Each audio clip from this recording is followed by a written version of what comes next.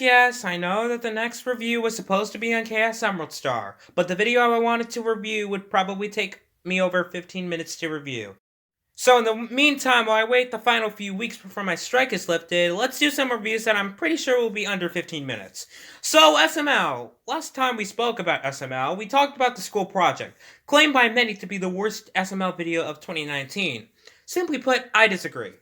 I don't like the video, and it does send a bad message of grinning and bearing the crappy behavior of friends, but compared to some of the later stuff we'd be getting, I don't think it's that bad.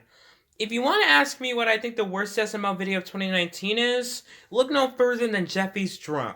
Why? Well, I'll tell you as we go. For now, let's just get started. So the video starts out with Jeffy wanting a new toy to play with. Cue the convenient toy commercial that jumpstarts the plot. What type of toys do you want?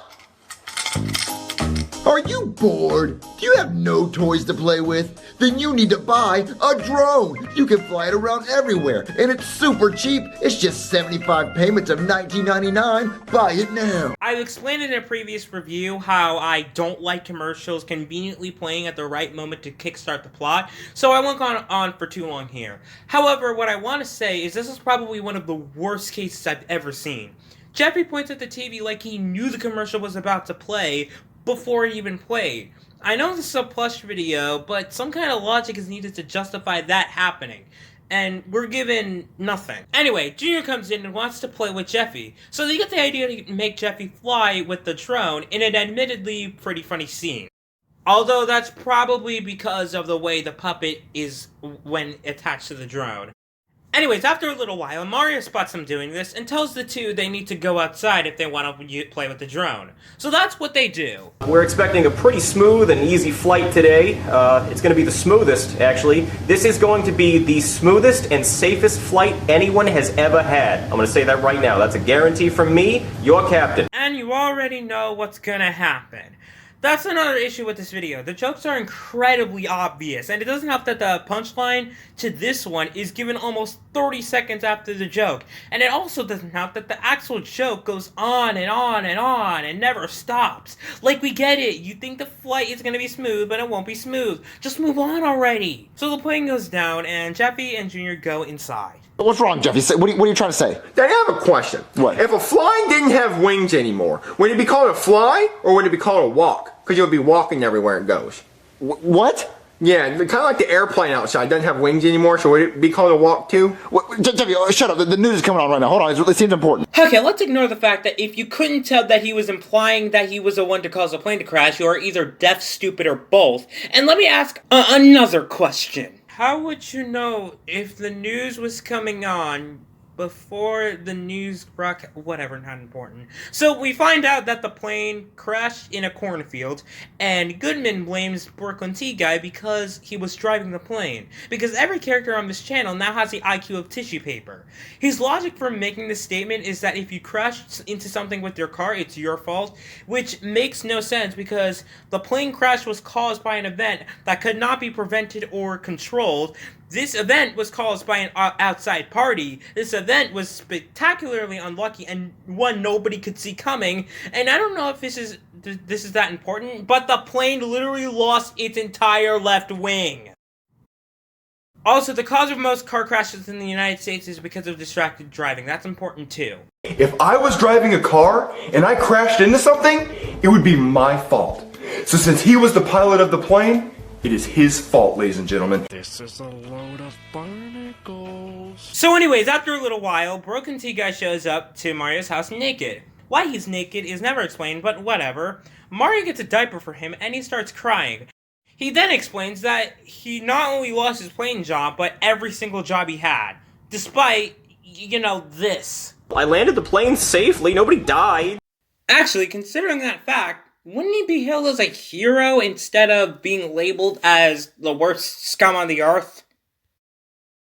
So finally, after tons of jokes that don't land, we see that the news is coming back on, and we see that they've gotten new evidence that it was supposedly Broken Guy's fault. We have an update on the plane crash. We have received the black box data recording of the conversation that the pilot was having in the cockpit as the plane was going down. Let's take a listen. Mayday, Mayday, Tower 1-4, this is Doritos Loco Tango Bravo. I'm missing reversing my left wing and engine. We are going down. We are currently in a downward vertical spiral doing Mach 6. If anyone could get a picture, that'd be pretty lit for the documentary they're going to make on this. I'm going to alert the passengers to brace themselves. Good afternoon, ladies and gentlemen. This is your captain speaking. If you look out the left side of the plane, you will see that we don't have a fucking wing. If that's not already obvious, that is a problem. I don't understand how exactly this shows that it was Brooklyn Guy's fault, as it shows his reaction to the plane crashing and how he was trying, although very poorly, to calm everyone down. Whoever got that evidence clearly didn't bother to actually listen to the recording properly. Brooklyn Guy asked Mario if he can stay for a while until he gets his spirit back. Then we get a ton of crappy jokes about Brooklyn Guy acting like a baby, both literally and figuratively. After a while, we see who replaces every job Brooklyn Guy had, which is every job. They both get into a pointless argument, and the doctor leaves, rendering this entire scene completely pointless, like a lot of the stuff in this video. But then Mario turns on the news, and we get the biggest reason I wanted to review this video. Breaking news, okay? A new update on the plane crash situation. The pilot, Brooklyn T. Guy, is not to blame. We have new information developing that a drone was flown into the plane's jet turbine, which caused the wing to come the fuck off. Science is truly amazing, ladies and gentlemen. So the new person to blame is Mario. He's the one who purchased the drone and registered the drone into his name. This is the biggest problem with this video. This story, and what the news claims to be correct, make no sense. Goodman blames Mario for the drone flying into the plane and says he purchased the drone, but we never actually see who Mario got the drone from or even how he got it, so I'm just left scratching my head at what evidence he has to prove this because he never states how he knows this. What, are you accusing him just because he doesn't pay his bills? It's all just a big leap in logic, and if you want me to buy this, then you need to present a reason why Goodman suspects it's Mario. Look, I get this is a plush video, and SML is known for not taking plots too seriously, but you have to at least have a little bit of logic within your story, so I can buy whatever premise you have. Let's bring up a few scenarios. Goodman could have been selling the drone and basically lied to the news about Brooklyn Guy being the one to blame and gotten fired from every job he had. Brooklyn Guy could have been the one to sell the drone and then went to fly the plane and had it crash because of the drone, but for some reason did not come to the conclusion that it was the drone's fault and wasted 15 minutes of this video's runtime.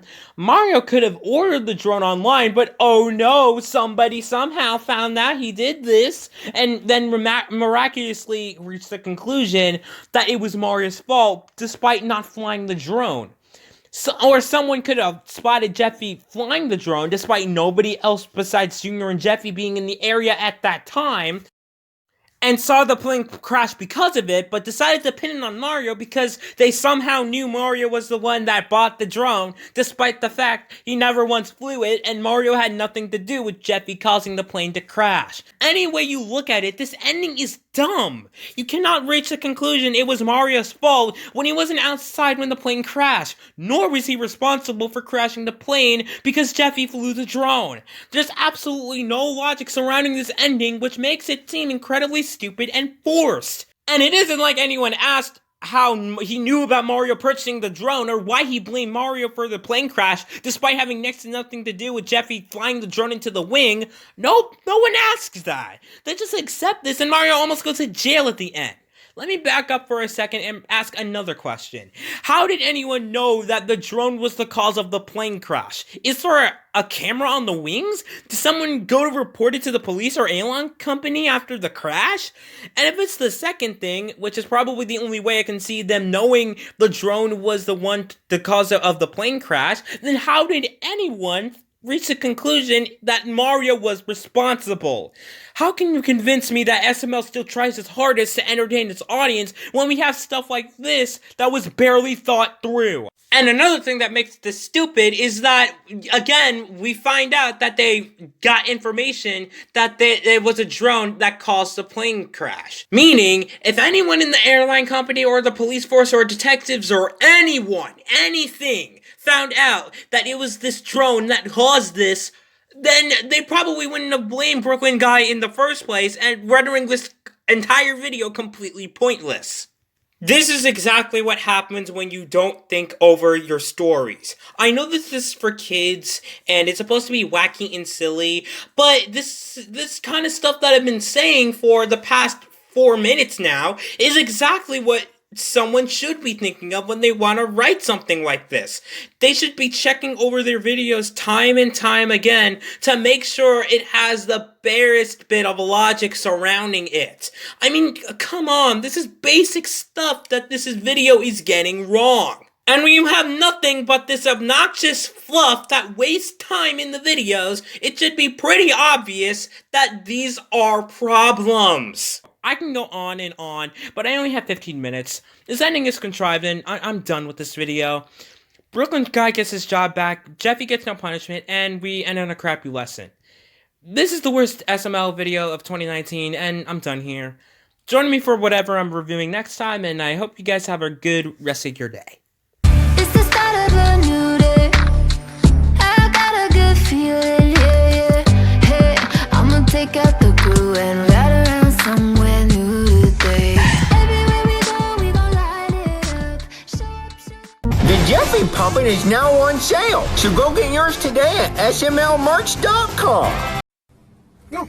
No. Mm-mm. Mm-mm. No. No. No. No. No. No. Hell no. No. No. I refuse. No.